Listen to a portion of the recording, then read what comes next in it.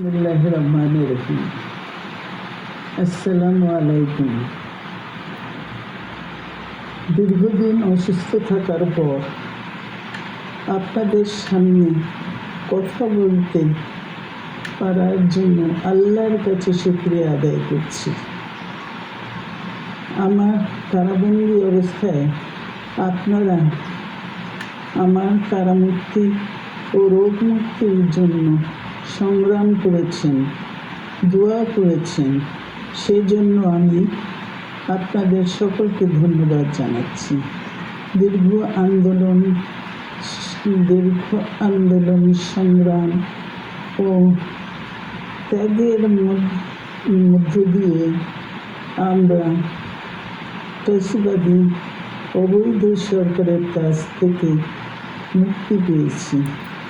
আমি আন্তরিক ধন্যবাদ জানাতে চাই আমাদের বীর সন্তানদের, যারা মরণপণ সংগ্রাম করে এই অসম্ভবকে সম্ভব করেছে। শত শত শহীদদের জানাই শ্রদ্ধা। এই বিজয় আমাদের নতুন সম্ভাবনা নিয়ে এসেছে। দীর্ঘদিনের নজিরবিহীন দুর্নীতি, গণতন্ত্রের ধ্বংসের স্তূপের মধ্য থেকে আমাদের নির্মাণ করতে হবে এক সমৃদ্ধ বাংলাদেশ। ছাত্র তরুণরাই আমাদের ভবিষ্যৎ।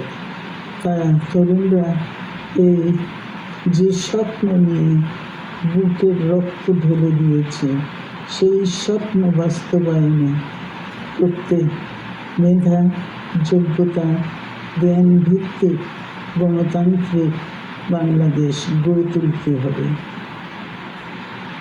শোষণহীন সমৃদ্ধ বাংলাদেশ। সকল ধর্মের গোত্রের অধিকার নিশ্চিত করতে হবে।